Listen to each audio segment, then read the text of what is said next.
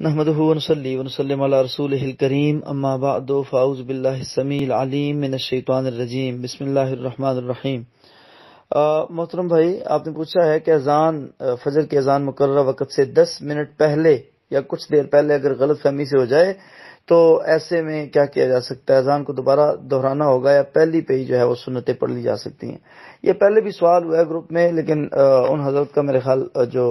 بیان کرنے کا طریقہ تھا وہ کچھ ایسا نہیں تھا کہ میں اس کا اچھا جواب دے پاتا۔ میں آپ سے گزارش اور التماس یہ کرتا ہوں محترم یاسر فاروق صاحب کہ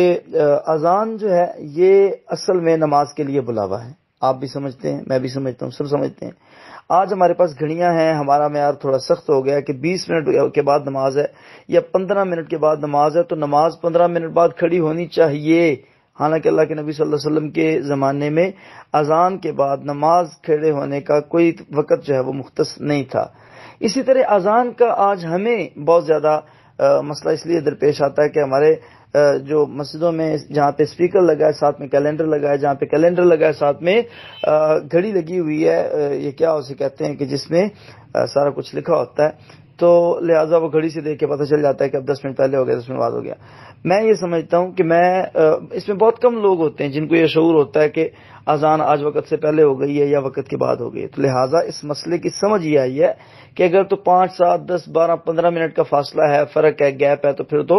خاموشی اختیار کرنا بہتر ہے، فتنہ نہ بنے، نمازی نہ ٹوٹیں، آپس میں جھگڑا نہ ہو، مسائل نہ کھڑے ہوں، ہر بندہ مفتی اور محدث نہ بن بیٹھے، وہ بیچارہ جس نے اذان کہی ہے وہ اس کو اپنی آخری غلطی گردانتے ہوئے ساری عمر کے لیے مسجد سے پیچھے نہ ہٹ جائے، بلکہ اس میں افہام و تفہیم کا مسئلہ یہ زیادہ بہتر ہوتا ہے۔ تو لہٰذا ایسے موقع پہ خاموشی اختیار کرنی چاہیے۔ اگر زیادہ ٹائم پہلے کہہ دی ہے، مثلا کہ آپ سمجھتے کہ 15 منٹ سے بھی زیادہ گیپ ہے، جو ٹائم شروع ہونا تھا اس سے پہلے کہہ دی اذان، تو پھر میرے خیال میں ایک اعلان کر دینا